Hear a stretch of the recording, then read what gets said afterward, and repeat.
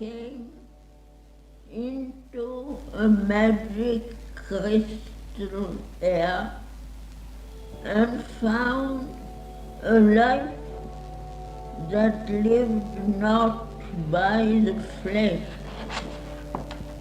a light that made visible immaterial things, a fine degree in wondrous hierarchy. The kingdom of subtle matter's fairy craft, the wizard revelations of its front.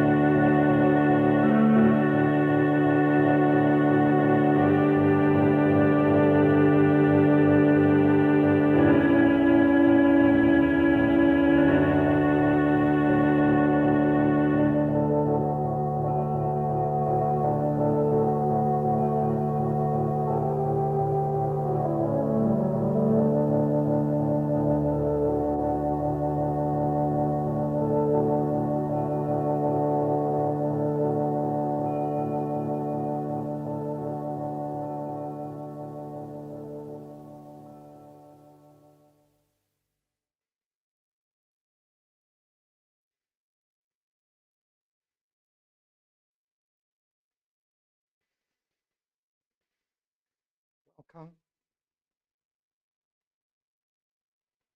We're reading in Book 2,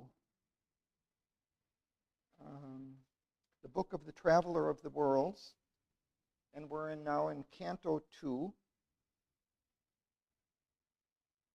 We're reading through the through the canto once, and then we'll go back after we finish reading through it and go passage by passage. Now we're on page 106.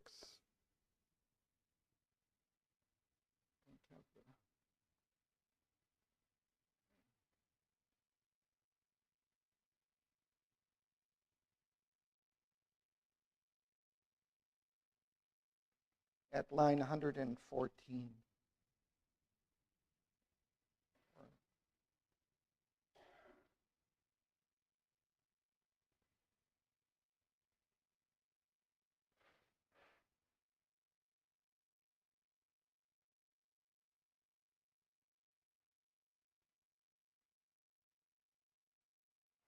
So Aswapati is beginning his travels through the subtle planes of existence, which range from the level of subtle matter, which he is first exploring, all the way up to the heavens of the ideal consciousness, which will come at the end of the book, of Book 2.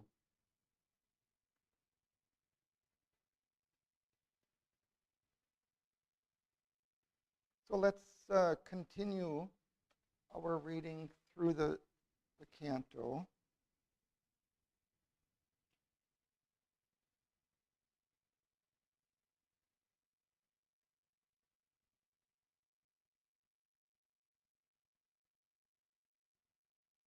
Would you like to read?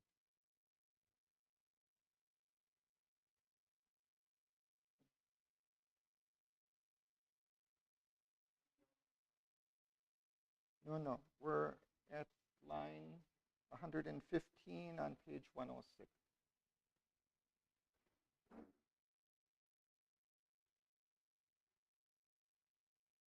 Page 106.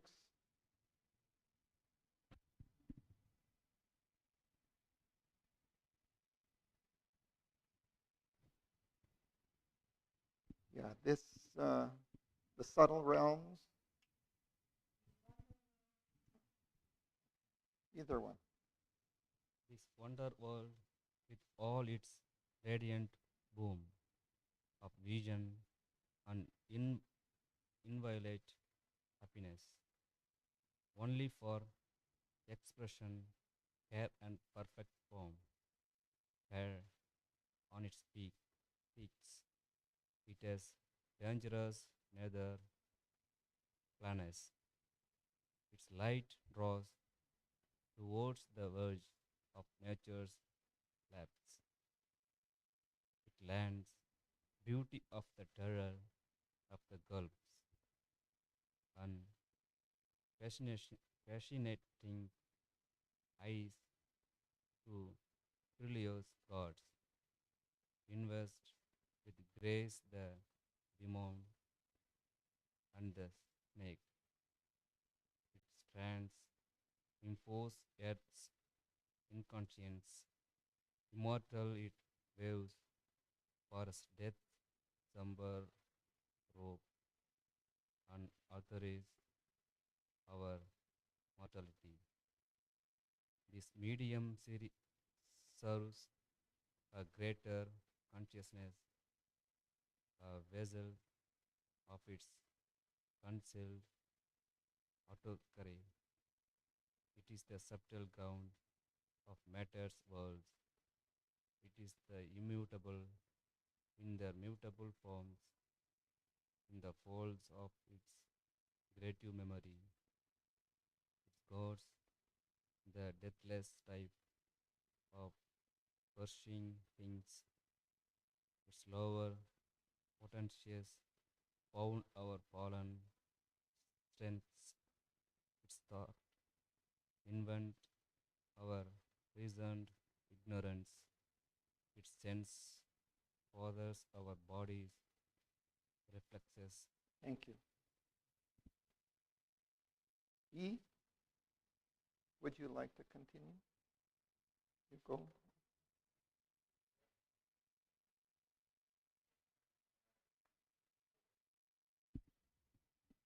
The lurking sun of an instant's inner sight, and the fine suggestions are a covert fount for our iridescent, rich imagining, touching things common with transfiguring hues, till even earth's mind grows rich and warm with the skies, and the glory gleams from the soil's decadence.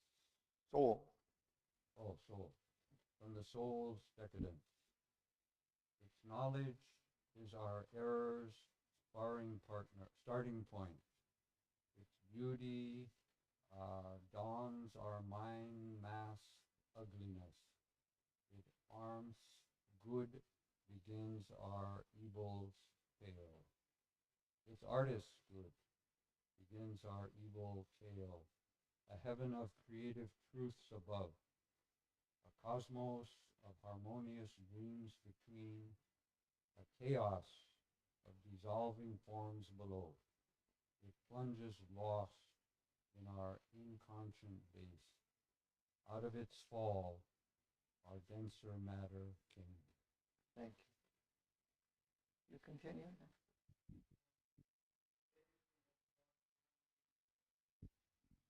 This fallen world became an earth of gold, inhabited by concealed divinity.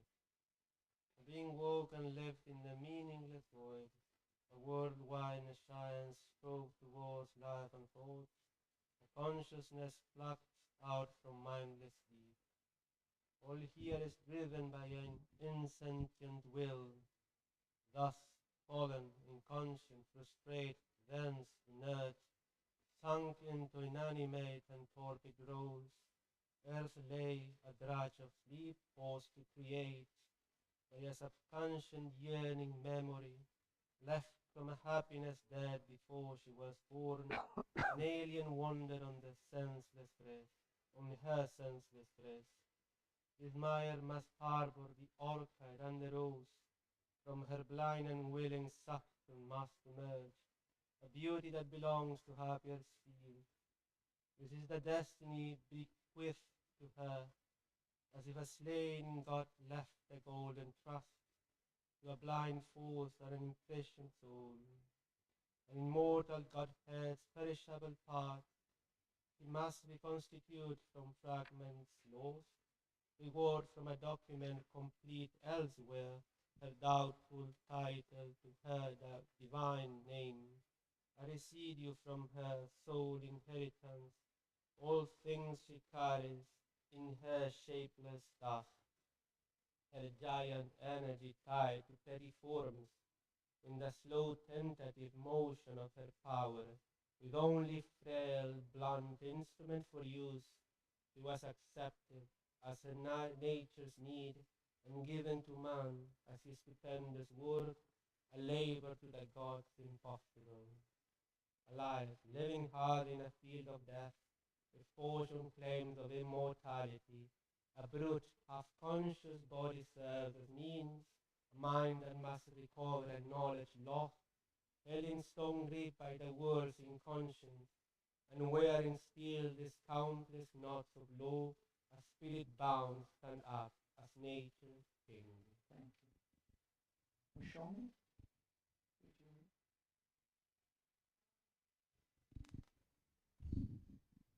A mighty kinship is this daring's cause. All we attempt in this imperfect world looks forward or looks back beyond time's gloss to its pure idea and firm, inviolate type in an absolute creation's flawless skill, to seize the absolute in shapes that pass, to fix the eternal's touch in time-made things. This is the law of all perfection here. A fragment here is caught of heaven's design, else could we never hope for greater life, and ecstasy and glory could not be. Even in the littleness of our mortal state, even in this prison house of outer form, a brilliant passage for the infallible flame is driven through gross walls of nerve and brain. A splendor presses or a power breaks through. Art's great dull barrier is removed awhile. The inconscient seal is lifted from our eyes, and we grow vessels of creative might. The enthusiasm of our divine surprise pervades our life. A mystic star is felt. A joyful anguish trembles in our limbs. A dream of beauty dances through the heart. A thought from the eternal mind draws near. Intimations cast from the invisible, awaking from infinity's sleep, come down. Symbols of that which never yet was made. Well,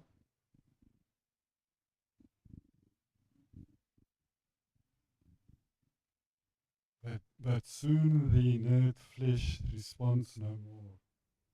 Then sinks the sacred orgy of delight. The blaze of passion and the tide of power are taken from us, and though a glowing form abides astonishing earth, imagined supreme, too little of what was meant has left a trace. Earth's eyes half see, her forces half create. Her rarest works are copies of heaven's art, a radiance of a golden artifice, a masterpiece of inspired device and rule. Her forms hide what they house, and only mine, the unceased miracle of self-born shapes that live forever in the eternal skies. Here in a difficult half-finished world is a slow toiling of unconscious power. Here is man's ignorant divining mind, his genius born from an inconscient soil. To copy on earth's copies is his art. For when he strives for things surpassing earth, Who wrote the workman's tools? Who crewed his stuff? And hardly with his heart's blood he achieves his transient house of a divine idea, his figure of a time in for the unborn. Our being thrills with high far memories, and would bring down the dateless meanings here, but too divine for earthly nature's scheme. Beyond our reach, the eternal marvels blaze. Thank you. Yes, would you read this?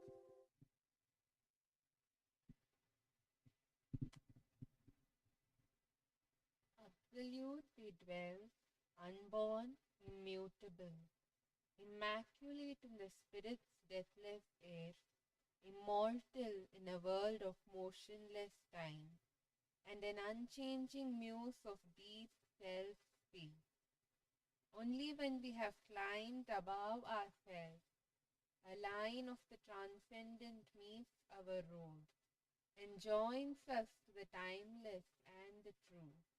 It brings to us the inevitable world, the godlike act, the thoughts that never die. A ripple of light and glory wraps the brain, and traveling down the moment's vanishing route, the figures of eternity arrive. As the mind's visitors or the heart's guests, they espouse our mortal brevity awhile, or seldom in some rare delivering glimpse, are caught by our vision's delicate surmise. Although beginnings only in first attempt, these glimmerings point to the secret of our birth and the hidden miracle of our destiny. What we are there and here on earth shall be is imaged in a contact and a call. As yet earth's imperfection is our sphere. Our nature's glass shows not our real self. That greatness still abides held back within. Earth's doubting future hides our heritage. The light now distant shall grow native here. The strength that resists us our comrade power. The ineffable shall find a secret voice. The imperishable burn through matter's stream, making this mortal body Godhead grow. The Spirit's greatness is our timeless soul, and it shall be our crown in endless time. Thank you. Margaret?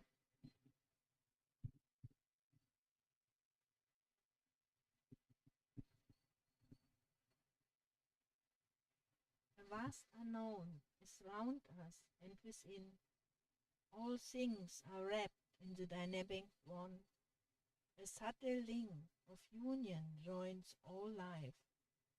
Thus, all creation is a single chain. We are not left alone in a closed scheme between a driving of inconscient force and an incommunicable absolute.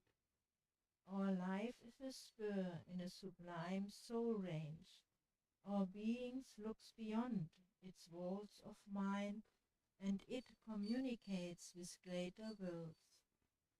There are brighter earths and wider heavens than ours. There are realms where being broods in its own depths. It feels in its immense dynamic core, its nameless, unformed, unborn potencies cry for expression in the unshaped vast. Ineffable, beyond ignorance and death, the images of its everlasting truth look out from a chamber of its self-wrapped soul. As if to its own inner witness gaze, the Spirit holds up its mirrored self and works, the power and passion of its timeless heart, the figures of its formless ecstasy. the grandeurs of its multitudinous might. Thence comes the mystic substance of our souls into the prodigy of our nature's birth. There is the unfallen height of all we are, and dateless fount of all we hope to be. Thank you. Nitya?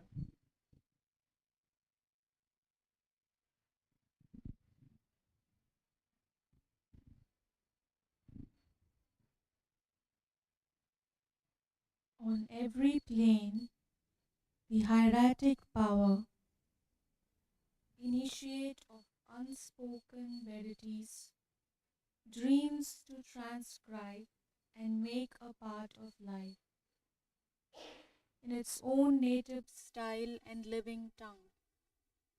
Some trait of the perfection of the unborn, some vision seen in the omniscient light, some far tone of the immortal rhapsodist voice, some rapture of the all-creating bliss, some form and plan of the beauty unutterable.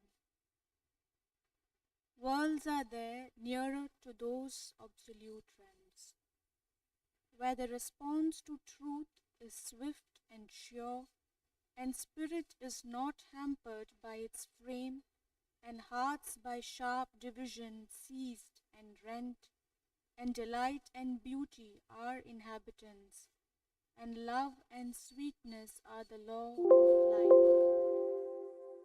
A finer substance in a subtler mold embodies the divinity earth but dreams. Its strength can overtake joy's running feet. Overleaping the fixed hurdles set by time, the rapid net of an intuitive clasp captures the fugitive happiness we desire. A nature lifted by a larger breath, plastic and passive to the all-shaping fire, answers the flaming Godhead's casual touch. Immune from our inertia of response, it hears the word to which our hearts are deaf, adopts the seeing of immortal eyes, and, traveler on the roads of line and hue, pursues the spirit of beauty to its home. Thank you. Anandi?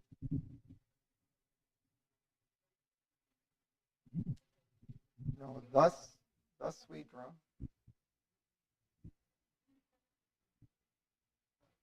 Thus we draw near to the all-wonderful, following his rapturing things as sign and guide. Beauty is his footprint, showing us where he has passed. Love is his heartbeat rhythm in mortal breast. Happiness, a smile on his adorable face. The communion of spiritual entities, a genius of creative immanence, makes all creation deeply intimate, fourth dimension of aesthetic sense, where all is in ourself in all. To the cosmic wideness really means our souls, the kindly rapture joins the seer and seen, the craftsman's and the craft grown inly one, achieve perfection by the magic throw and passion of their close identity. All that with lowly peace from gathered parts, all by long labor scrambling aboard, is there set born by eternal right. In us, the intuitive fire can burn, and an ancient light is coiled in our fondest hearts. On the celestial level is its home, ascending, it can bring those heavens here. But rarely burns the flame, nor burns for long, the joy it calls from those diviner heights. Brings brief magnificence dance, and high splendid games of interpretive thought, but not the utter vision of the night. A veil is kept, something is still held back, lest, captive, the beauty and the joy, our souls forget to the highest of prosper. Thank you. That fair settled realm behind our own, the form is all, and physical gods are kings. The inspiring light plays in fine boundaries. The faultless beauty comes by nature's grace. There, liberty is perfection's guarantee.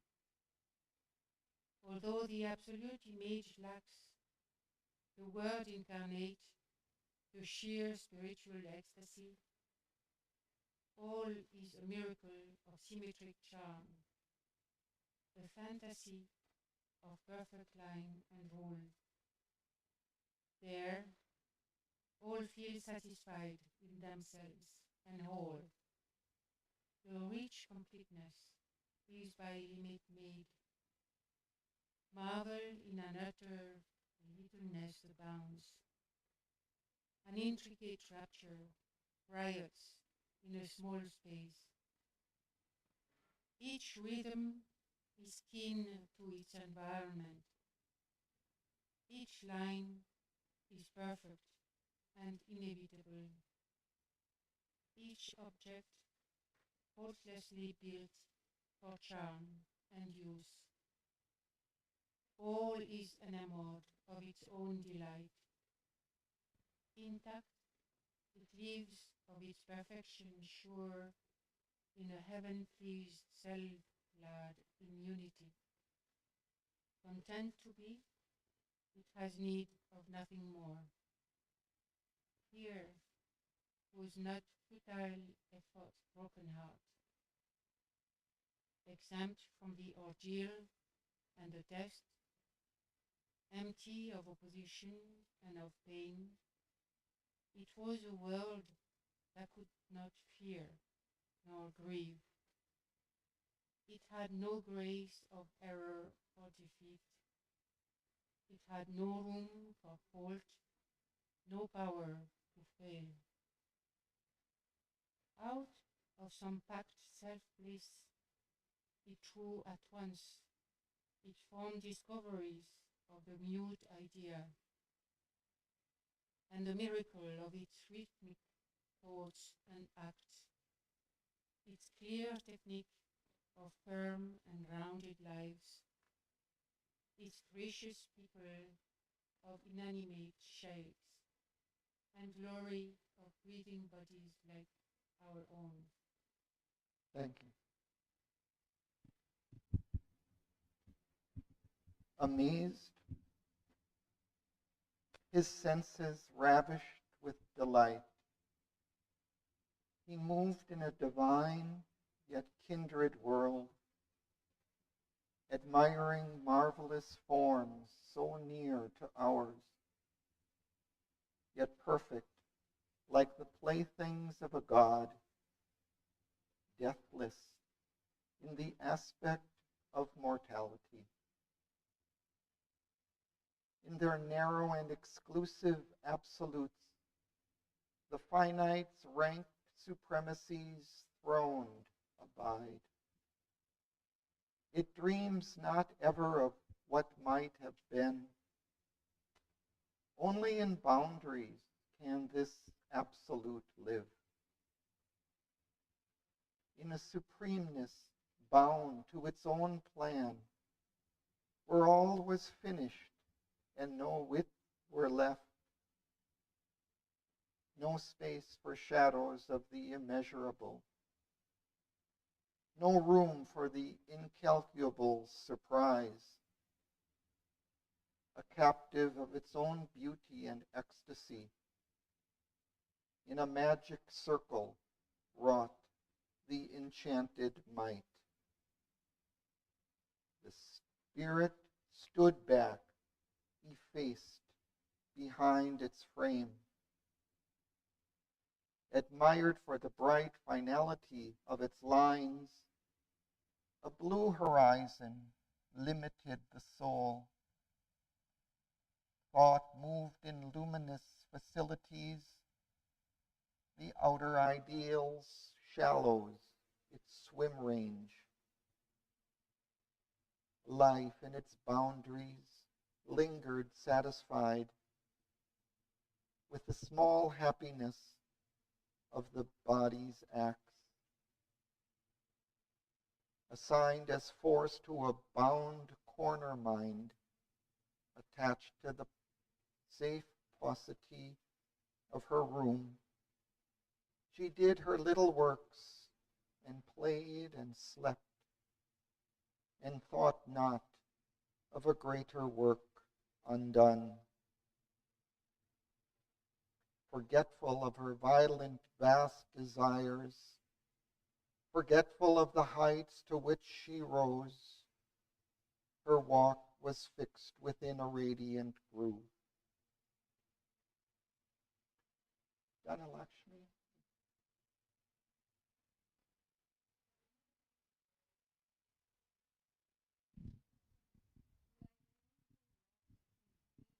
Sunlit groves. Childlike, she swung in her gold cradle of joy. The spaces call reached not her chambered abode. She had no wings for wide and dangerous flight. She faced no peril of sky or of abyss. She knew no vistas and no mighty dreams, no yearning for her lost infinitudes. A perfect picture in a perfect frame. This fiery artistry could not keep his will. Only a moment's fine release it gave. A careless hour was spent in a slight bliss. Our spirit tires of being's surfaces. Transcended is the splendor of the form. It turns to hidden powers and deeper still. So now he looked beyond for greater light. His soul's peak climbed, abandoning in its rear this brilliant courtyard of the house of days.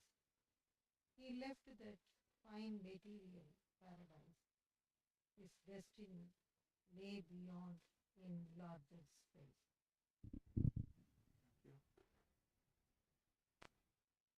Now we go back to the beginning of the canto.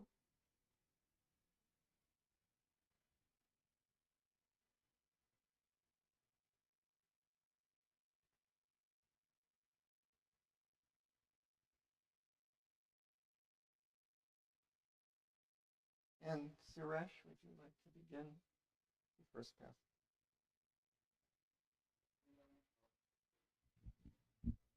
In the impalpable field of secret self, this little outer beings was support, parted from vision by earth's solid fence. He came into a magic crystal air and found a life that lived not by the flesh, a light that made visible immaterial things, a fine degree in wonders hierarchy, the kingdom of subtle matters, fairy craft, outlined against a sky of vivid hues, leaping out of the splendor, trance, and haze. The wizard revelation of its front. Thank you.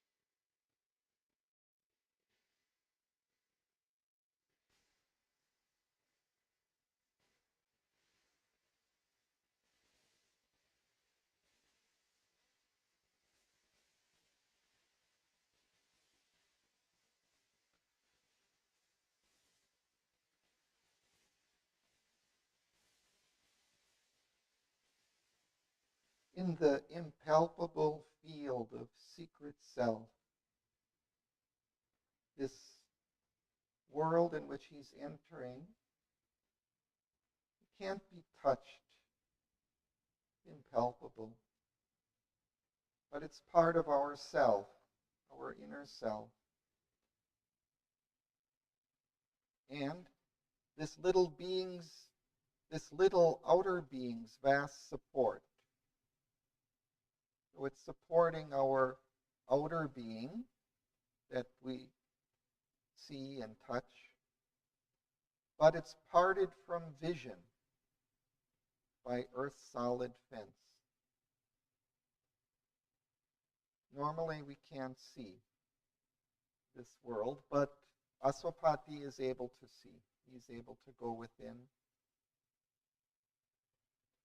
But there's a kind of a wall that divides it from our normal experience.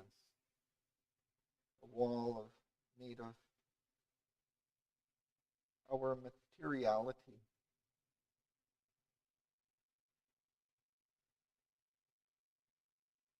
So going within, he came into a magic crystal air and found a life that lived not by the flesh, a light that made visible immaterial things.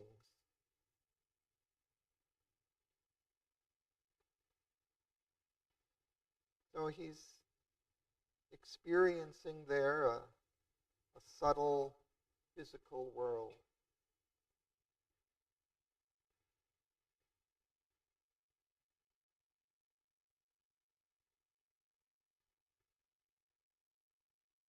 Calling it the kingdom of subtle matter. The kingdom of subtle matter's fairy craft, outlined against a sky of vivid hues, leaping out of a splendor trance and haze, the wizard revelation of its front. Well, first it means that it's very vivid and beautiful, full of color and life. And it's kind of magical. It's the magical appearance. It's the magical appearance of itself is being shown to him.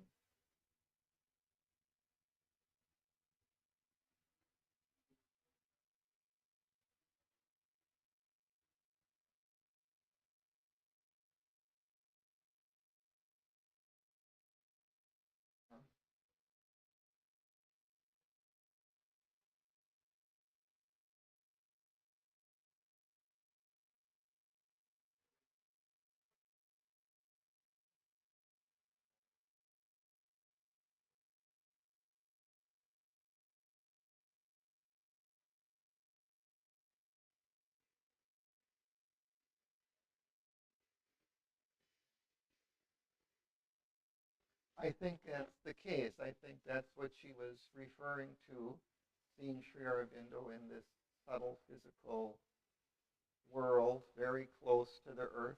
So it's probably here. It seems from the description that we find that this is also kind of a complex realm, like you suggest, and that maybe there are even kind of different domains within it.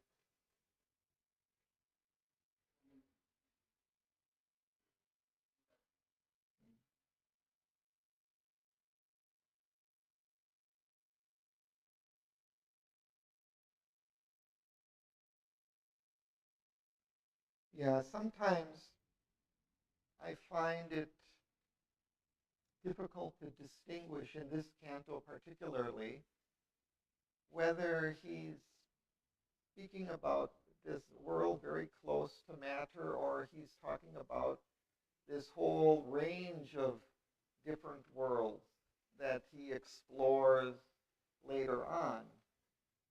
But at least here it seems that this form is is predominant, this kind of world of lovelier forms he describes. So that form is very close. And it's out of this also that our world kind of emerges. Yeah. Yeah. Yeah. Exactly.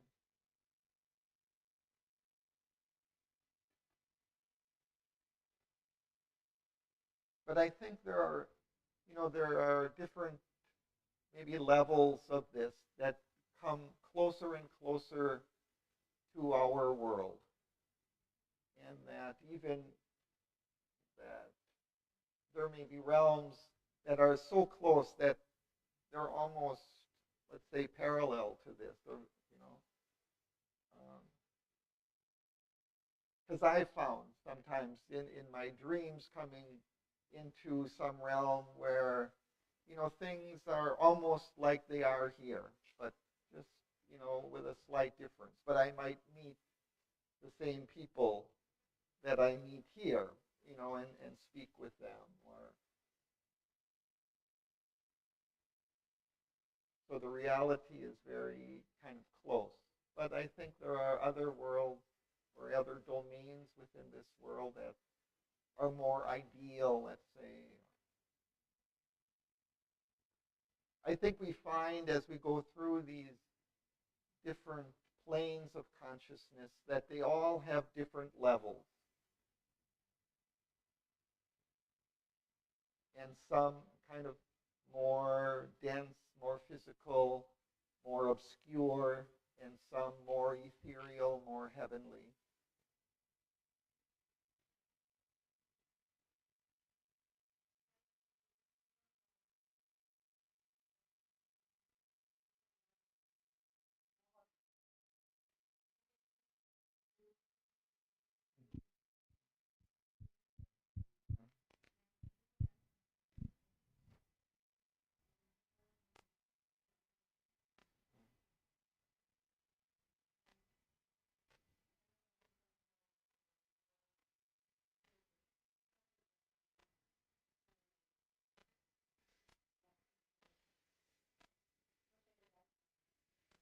But in this particular world that he describes, he doesn't really, describe kind of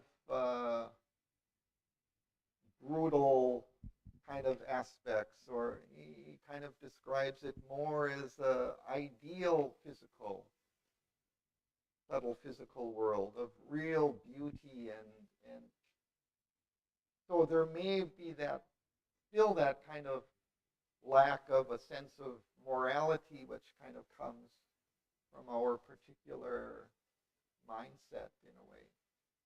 But I don't know that there is a lot of like ugliness or brutishness or these kind of.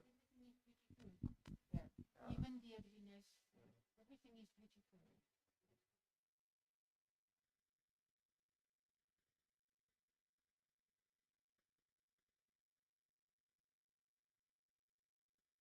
Okay, we'll continue.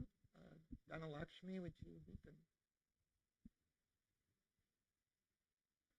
A world of lovelier form.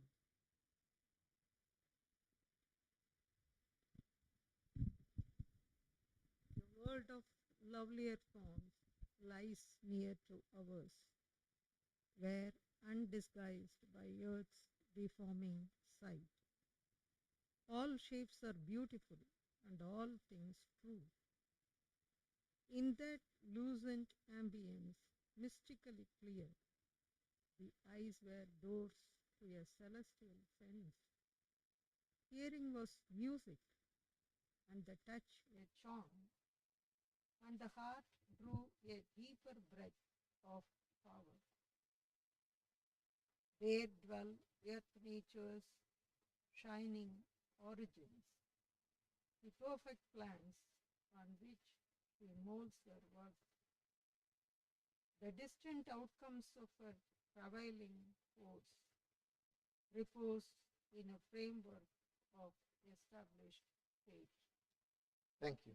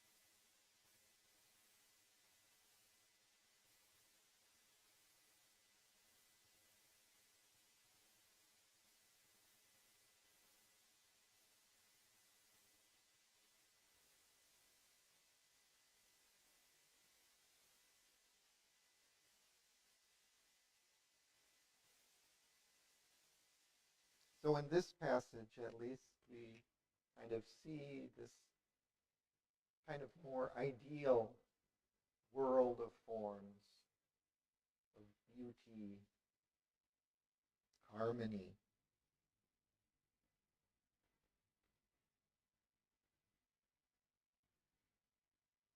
The eyes were doors to a celestial sense, kind of a heavenly world. Hearing was music, and the touch a charm, and the heart drew a deeper breath of power.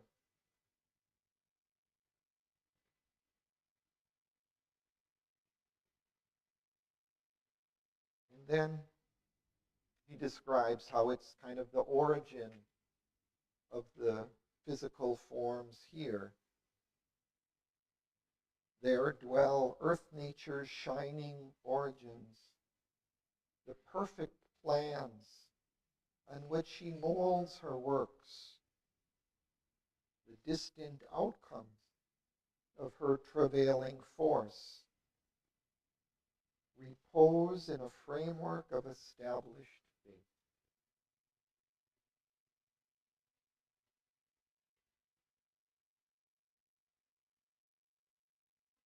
So kind of the ideal forms, of which ours are kind of distorted derivations coming from that, but also that it's the goal of things here, that we're moving towards that beauty and harmony, to reestablish that here.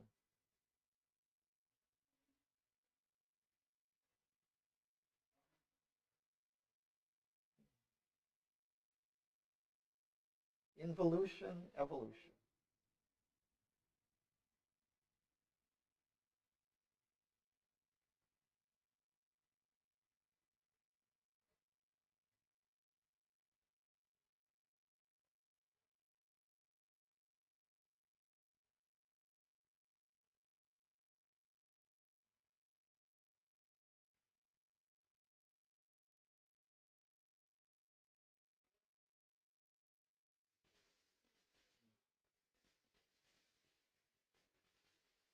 Yeah, there is the kind of divine forms are there.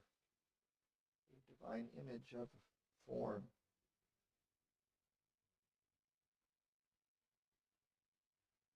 B, would you continue?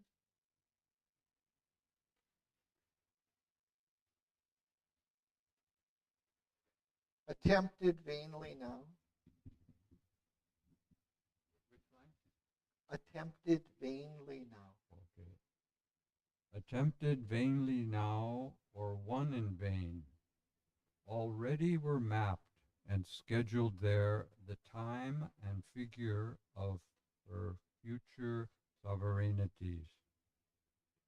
In the sumptuous lineaments traced by desire, the golden tissue of mind's labyrinth plots, the riches unfound or still uncaught by our lives, unsullied by the taint, no, by the attaint of mortal thought, abide in that pellucid atmosphere.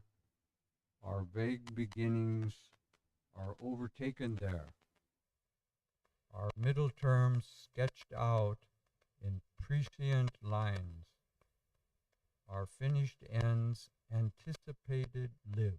Thank you.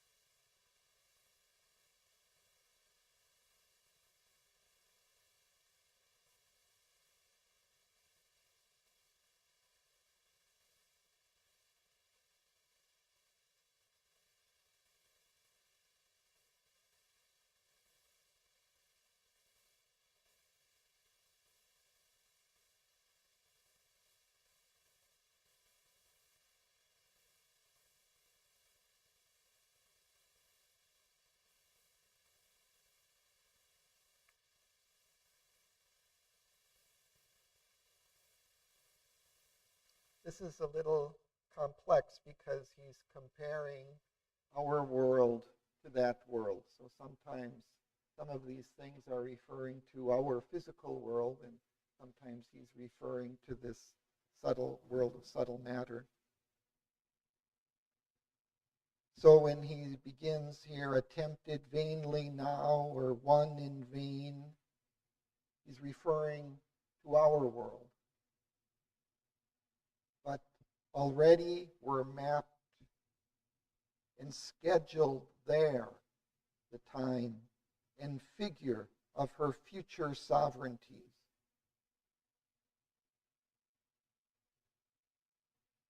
So already those things that are about to happen here or will happen in the future on earth already mapped out and scheduled and worked out in that world.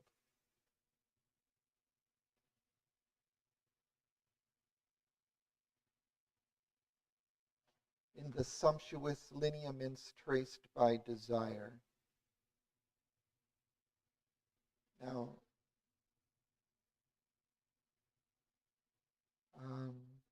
lineaments is kind of an outline of features that we can kind of see as if like through a veil or an incomplete sketch. So, but sumptuous is kind of full and beautiful, traced by desire. So our desire creates these kinds of an outline of a form that is to be. It's not filled in, it's not complete yet in its figure of the beauty that will come. But desire is kind of tracing out a beginning form of what will come.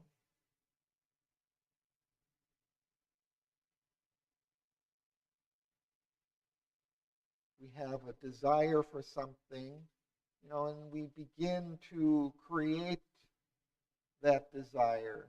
But our beginnings, our first image of it is not quite true yet, not complete.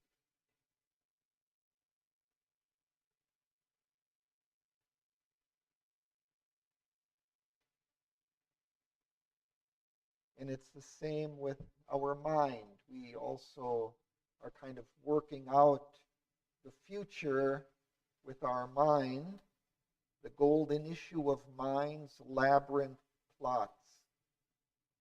So our kind of complicated mental constructions of things that are to be, that will come,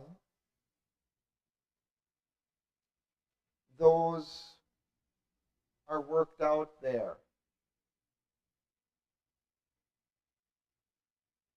There is the golden issue of those, of our plots, of our plans. The outcome, the golden outcome of those plans are shown in that world. The riches unfound or still uncaught by our lives. So he's showing that there we can find the ideals of what we're striving for here with our desire, with our mind.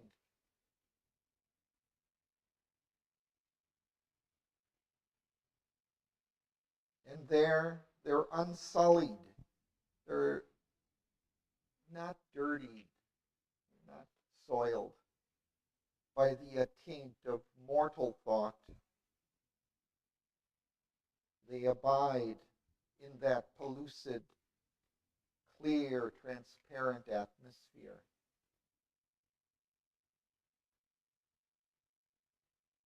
Our vague beginnings are overtaken there. they've reached their conclusion. And our middle terms are sketched out in prescient lines. Our finished ends anticipated live. So all that's in the course of becoming here is there worked out.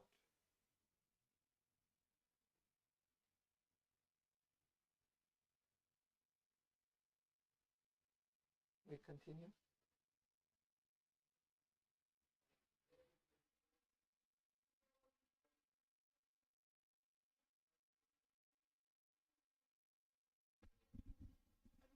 Small inrush of a mighty breath, or fragrant circuits through gold lattices, which shields our ceiling of terrestrial mind from deathless suns and the streaming of God's rain, yet canalizes a strange irisate glow, and bright dews drip from the immortal sky.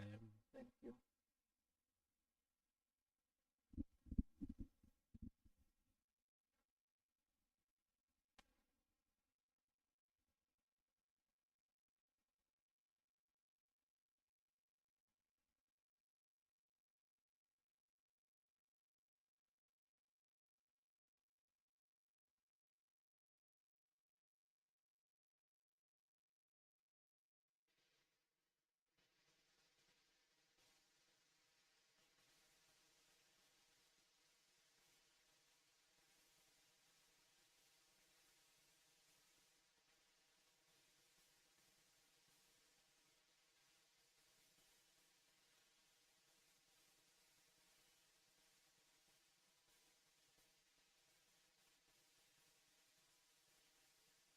They're beautiful images of how it stands between our world and the higher world. It's like a brilliant roof for our descending plane, for our plane which is lower down. And in this world, it's able to intercept the free boon of heaven's air. So the light and the beauty that are coming from above, it intercepts that. It's able to give form to that.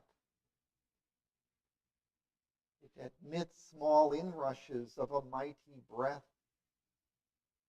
or fragrant circuits through gold lattices.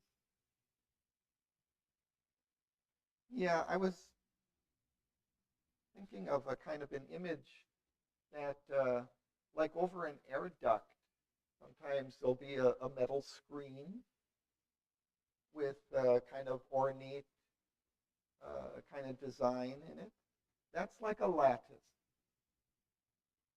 Okay, a lattice it's kind of a form. Sometimes they're made of wood, overlapping wood that'll be made into a design, but it has holes through which things pass.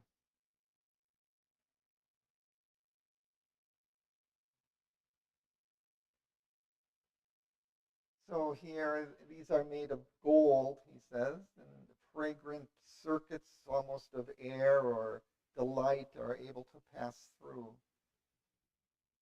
And it shields our ceiling of terrestrial mind from deathless suns and the streaming of God's rain.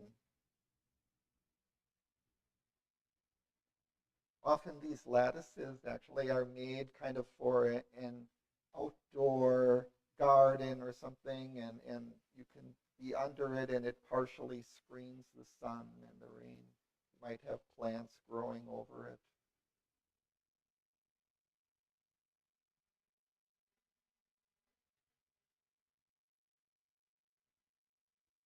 Yeah, it's like a roof. It's shielding from all the deathless suns above, from the higher realms, they're only able to kind of pass through the screen. So something passes through, but not the full blaze of the light and the beauty of the heavens above. Yeah.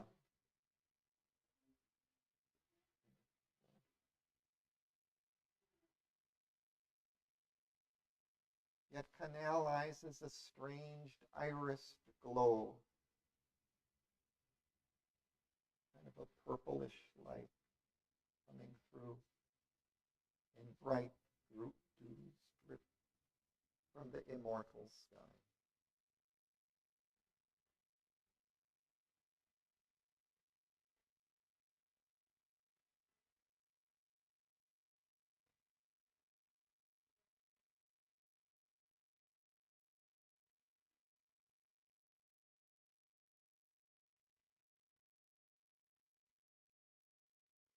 Well, it's from all of the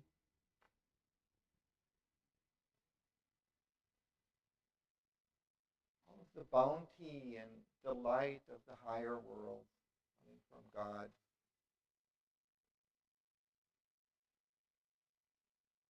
Sometimes Mother and Shri Aurobindo have talked about rain as kind of a grace coming, a symbol of the grace coming down. But it's that kind of, it's a life-giving substance.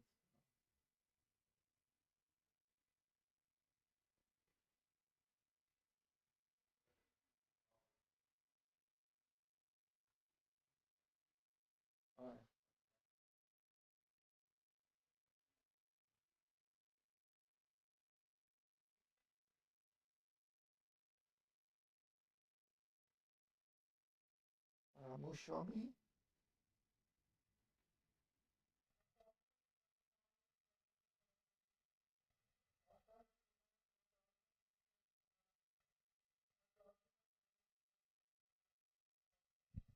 Is hidden by a tapestry of dreams. Heaven's meaning steals through it as through a veil. Its inner sight sustains this outer scene. A finer consciousness with happier lines. It has a tact our touch cannot attain. A purity of sense we never feel.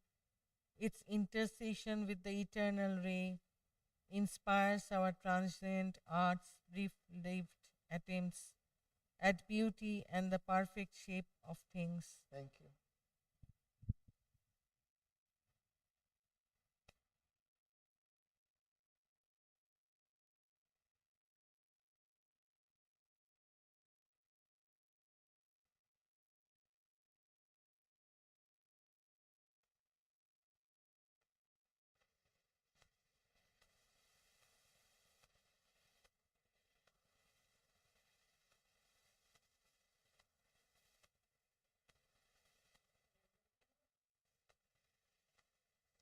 A gossamer means light, delicate, insubstantial, like cobwebs blowing in the breeze. Something very fine and delicate.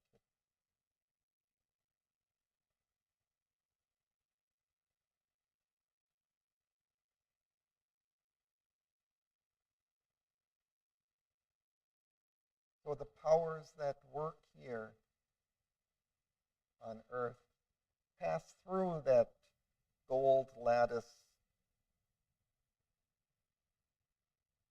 And also it kind of hides them in a way from our view. You were saying?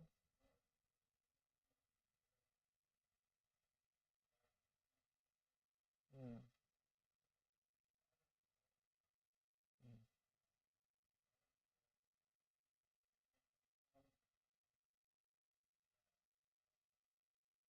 Yeah, in that world,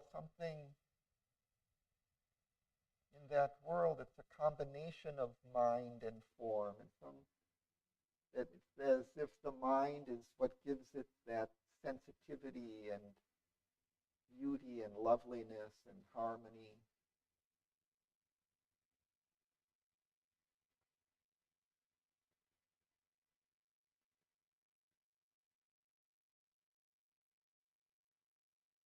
hidden by a tapestry of dreams. Also, it's as if the mind is kind of, I think, creating these different forms all the time.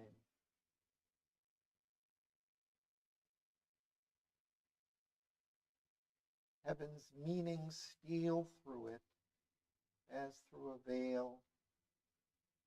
Its inner sight sustains this outer scene.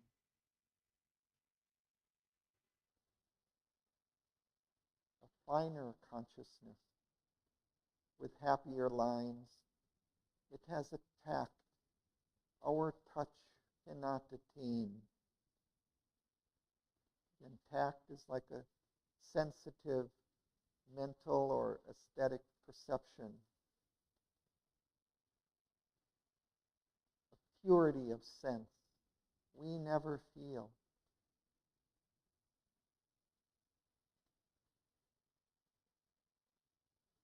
Did we read this already? Am I going ahead?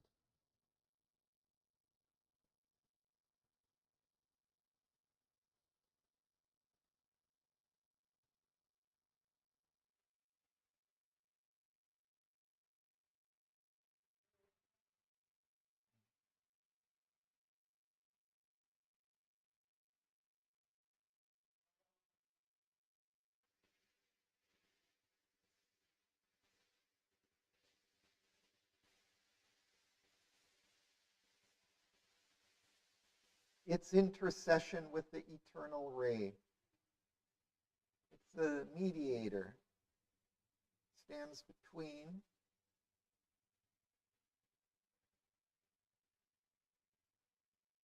reconciling the differences of the higher worlds with our world.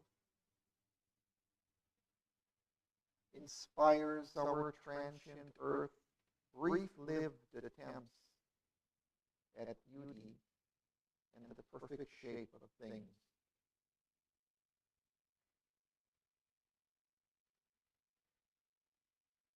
So it's inspiring our attempts here to create beauty and harmony in our world.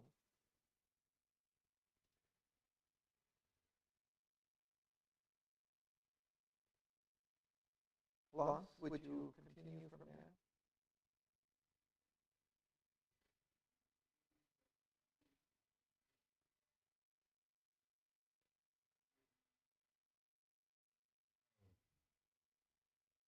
The embodiments of his outwinging thoughts, laved in the bright everlasting wonders tents, and lulled by whispers of that lucid air, take dream-hued rest like birds on timeless trees, before they dive to float on earth time's sea.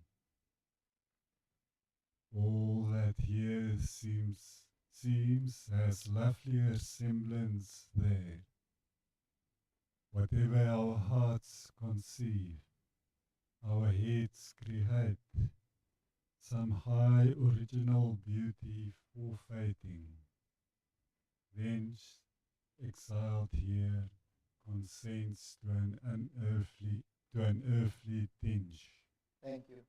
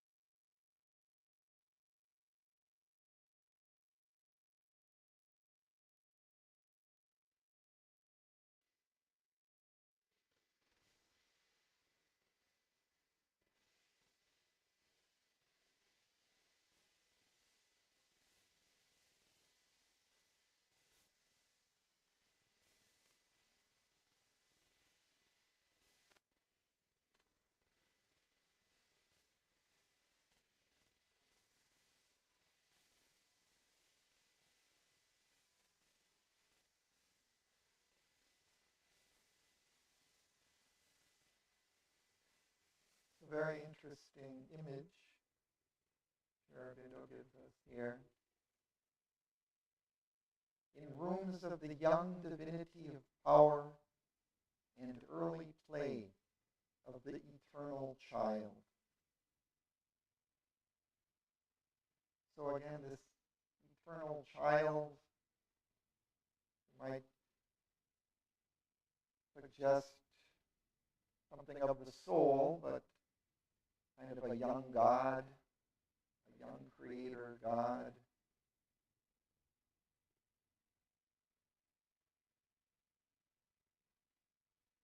Playing as if in his playroom, and the embodiments of his outwinging thoughts.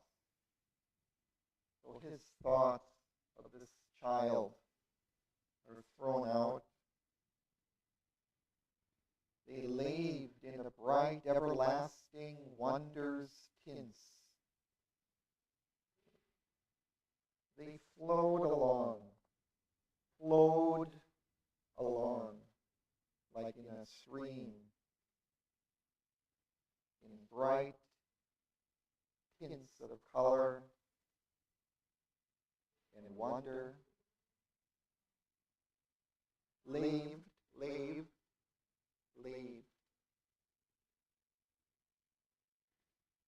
Excuse me? Oh, washed. Yeah.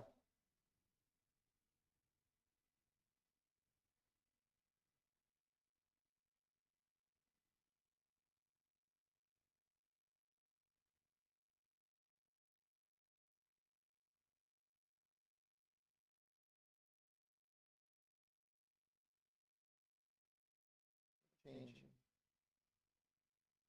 Battery.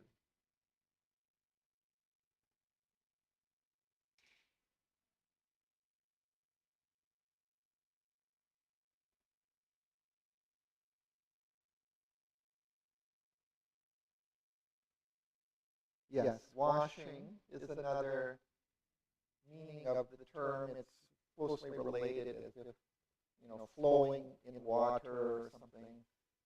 So washing is also part of it. As if bathing in these hints of color and wonder.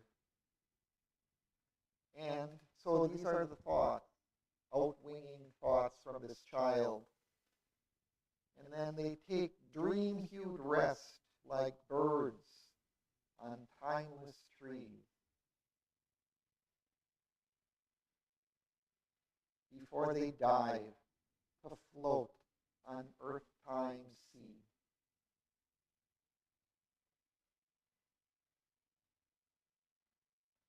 So those beautiful thoughts of this young God are like birds taking rest on a tree before diving into the sea of the physical world here, before taking form down here in the physical world. Outwinging is to fly out from the tree or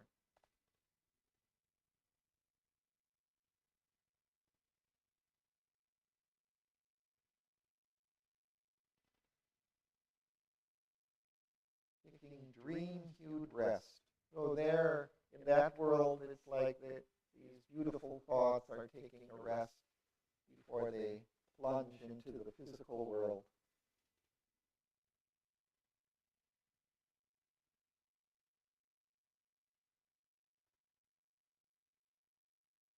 Continue.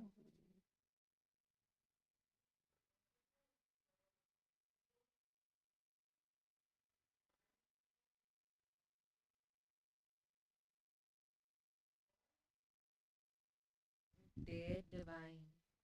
Figures are there, undreamed by mortal mind, bodiless, bodies that have no earthly counterpart, traverse the inner eye's illumined trunk, and ravish the heart with their celestial tread, persuading heaven to inhabit that wondrous sphere. The future's marvels wander in its gulfs, Things old and new are fashioned in those steps. A carnival of beauty crowd the height in that magic kingdom of ideal sight. In its antechambers of splendid privacy, matter and soul in conscious union meet, like lovers in a lonely secret play, in the clasp of a passion not yet unfortunate. They join their strength and sweetness and delight, and mingling make the high and low worlds one. Thank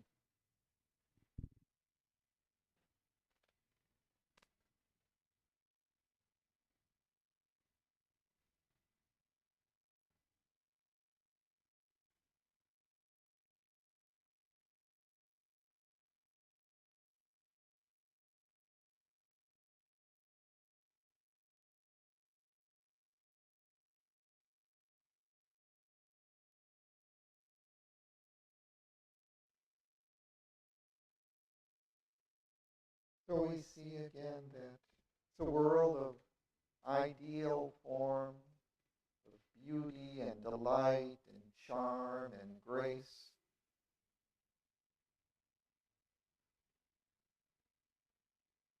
Figures are there undreamed by mortal mind, so beautiful and perfect. Bodies that have no earthly counterpart traverse the inner eye's illumined trance and ravish the heart with their celestial tread,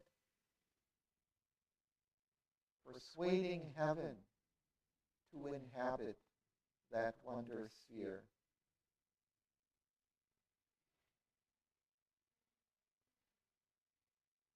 Forfeiting, that means losing, losing, losing, giving up.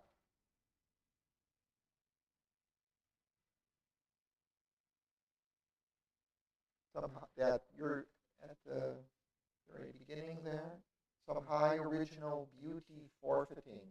So when it comes down to earth, they forfeit that higher beauty that is there in that world.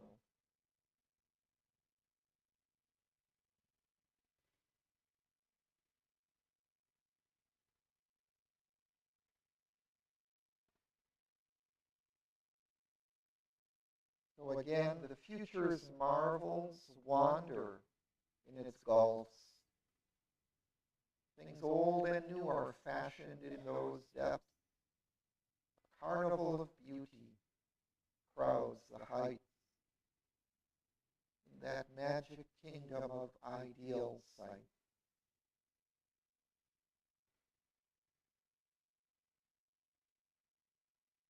And in its antechambers of splendid privacy,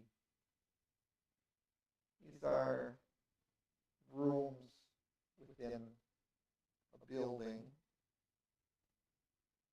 Matter and soul in conscious union meet like lovers in a lonely secret place. Before he spoke of mind and matter meeting. Here he's speaking of soul and matter meeting. In the clasp of a passion not yet unfortunate.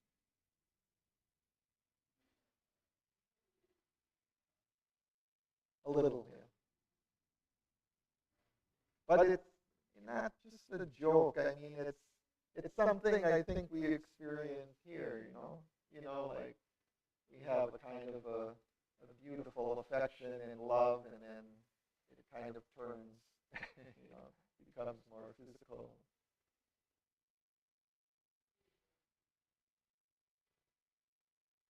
They join their strength and sweetness and delight, and in mingling make the high and low worlds one.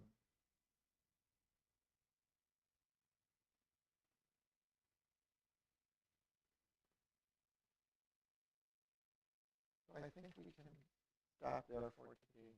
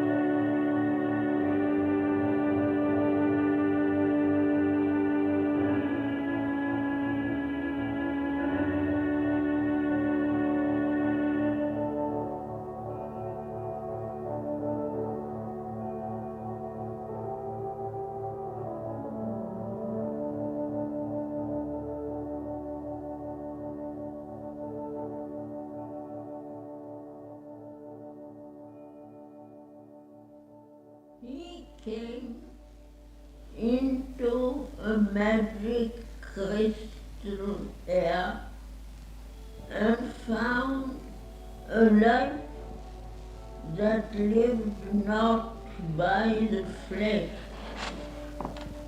a light that made visible immaterial things, a fine degree in wondrous hierarchy, the kingdom of subtle matter's fairy craft, outlined against a sky of vivid hues, leaping out of a splendid trance and haze, the wizard revelations of its front.